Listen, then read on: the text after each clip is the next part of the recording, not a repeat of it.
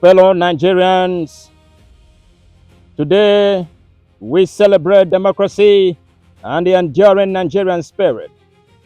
For 27 unbroken years, since May 29, 1999, Nigerians have chosen their leaders through the ballot, witnessed peaceful transition of power, and resolved disagreement in the courtrooms and legislative chambers, not through violence.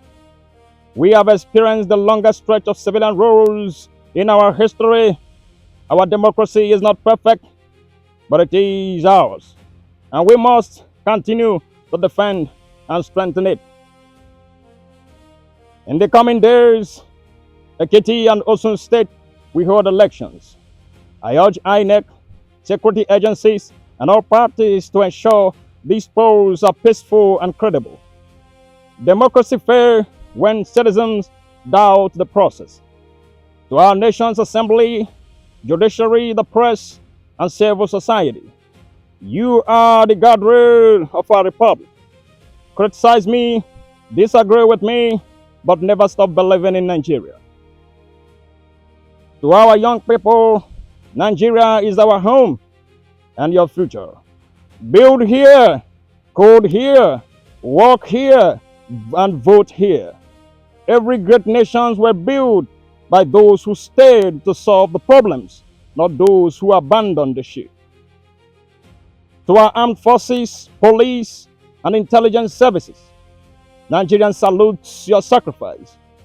And to our traditional rulers, faith leaders, and community heads, thank you for your support of peace and reconciliation. The government cannot do it alone. Today, we honor the resilience of Nigerians who refused to surrender their faith in freedom and the courage of those who stood firm against intimidation. We pay tribute to patriots who endured persecutions, imprisonment, exile, and even death so that the future generation could enjoy democracy. I salute neighbor leaders, journalists, activists, students, women, professionals, political leaders, and soldiers, both those who have passed and those still with us, for their patriotic contribution. Though this year's mood is dampened by the abductions of our children in Oyo and Bono, we remain hopeful for their safe return. Democracy without security is not solid enough. That is why this administration declares a security emergency and approved the recruitment of more than 50,000 new police officers and thousands of military recruits. Our 2026 budget commits 5.41 trillion naira, our largest ever, to defense and security. Our administration is ever ready to do much more to secure our people. We have moved from training with our allies, the United States, France, and other European countries, to precision targeting. In Arege, Bolu State, we degraded ISWAPs, commanded center. Terror-related deaths are down by 81% since 2015. Over 13,000 terrorists have been neutralized in the past year. But we have also kept the doors of surrender open. Over 124,000 fighters and dependents have laid down their arms since 2023 through Operational Safe Corridor. To bandits, kidnappers, and sponsors of terror, surrender or face the full force of Nigerian state. These windows of surrender will not remain open forever. No mercy will be shown to those who trade in blood of Nigerians. At a time like this, let us not assign blame or point fingers. Crime has no ethnicity.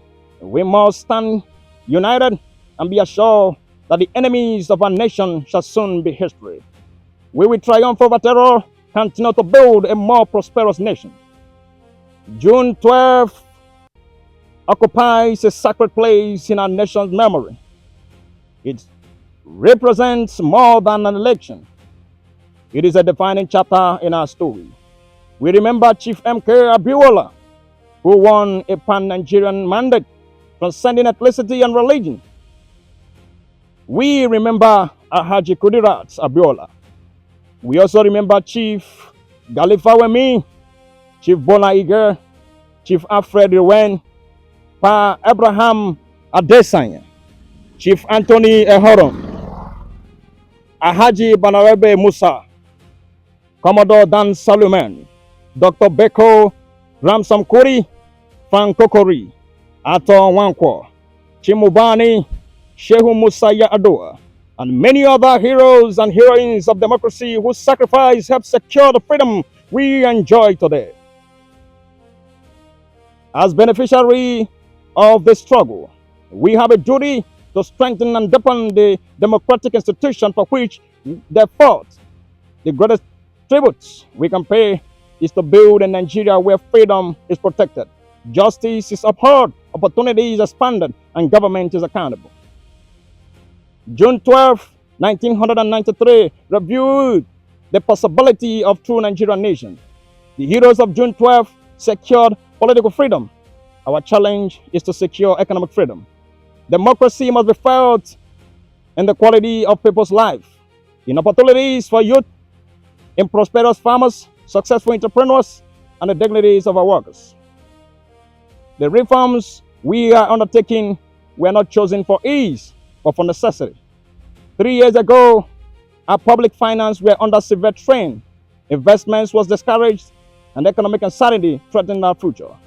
We chose to act, embracing reform to advance Nigerians' economic freedom. Since 2023, our reform have restored stability and credibility to economic management. Federation revenue have risen, providing states and local governments with more resources for infrastructure, education, healthcare, and security. Fiscal transparency has improved, leakages has been reduced, and public funds are better redirected to national priority. Investors' confidence has returned, with investment in agriculture, energy, manufacturing technology, mining, transportations, and creative industries growing. Domestic refinery capacity has increased, strengthening energy security and reducing our reliance on imported petroleum products. By 2023, when we came on board, the electricity sector was characterized by chronic generation shortfalls, an unreliable gas supply, and transmission infrastructure so fragile that it could not evacuate available power.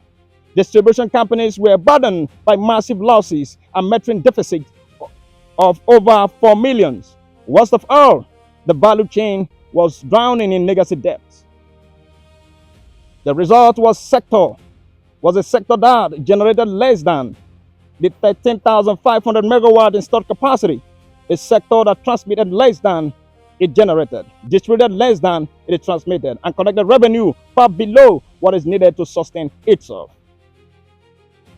To address this problem besetting the sectors, assigned the Electricity Act, which granted states authority to generate, transmit, and distribute power. The Presidential Power Sector Task Force is working hard to reduce the metering deficit. It has also been authorized to raise 4 trillion naira bond to settle verified legacy debt. The Rural Electrification Agency, supported by the World Bank and the African Development Bank, has deployed off-grid and mining grid power to underserved communities, universities, markets, and hospitals. Electricity is a democratic dividend we owe every Nigerian. We intend to deliver it. Across the country, infrastructure projects are connecting producers to markets and creating opportunity for enterprise and employment. The National Agricultural Development Fund is deploying 10,000 tractors over 5 years. Over 1,000 SME have been certified for export. Non-oil exporters grew by 21% last year. Yet many Nigerians still face economic hardship. We remain focused on reducing inflation, expanding food production, creating jobs, improving life standards, rebuilding confidence in our country, and creating conditions for sustained prosperity. We are moving from uncertainty to stability.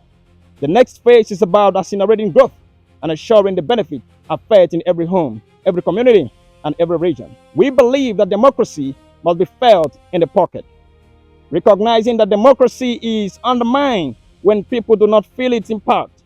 My administration has sought financial autonomy for our 774 local councils. A fundamental challenge to our nation's advancement had been effective local government administration. The security we are addressing is partly due to the collapse of grassroots governance. The renewed hope agenda is about ensuring that all Nigerians benefit from governance. Every generation have a defining responsibility. The generation of our founding fathers secured independence, and the generation of June 12 secured democracy. Our generation must secure prosperity. Let us move forward together, rejecting division, cynicism, and despair, embracing unity, hope, confidence. Let us build a Nigeria united by a common purpose, strengthened by diversity, where justice is accessible, liberty is secured, and opportunity is abundant. Among the architects of modern democratic Nigeria, we honor General Shehu Musa Yar'Adua for his visions of national partnership. In recognition of his contribution, the federal government has approved revitalization and renaming of the completed Institution of Petroleum Study, Kaduna, as the General Shehu Musa Yar'Adua University of Geological Science and Engineering Technology. I am also pleased to announce national award to the following Nigerians who suffered persecutions, enduring indignities, exile, concessions, and at times solitary confinement, so that we have democracy today. Barrister Ayoka Lawani, Tunde Fagbene, Oladele Alake, Olatonji Bello, Louis Adiom, Segun Babatope, Sam Omotoseya, Sir Ademola Osinibi, Bola Bolawale, Ladi Bonula, Femi Kusa, Debo Adenaran, Chief Ayo Opadokun, Chief Raf Obiora, Ose Osaya De, Barrister Osa Director, Professor Sylvester Odiom Aken, Dr. Ato Wankwo, Dr. Osagi Obayunwana, Dr. Joe Okeyi Odumakin, Barrister Titus Man, Joe Ibokwe, Richard Akinola, Ben Charles Obi, George Mba, Dr. Niran Malaolu, Major General Ishola Williams, Femi Abosisade, Jakin Anumola, Bemiga Ogunleye, Muyiwa Adekeye, Babaji De Kolade Oti Toju, Ike Okonta. We also recognize the soldiers democrats of the June 12 struggle.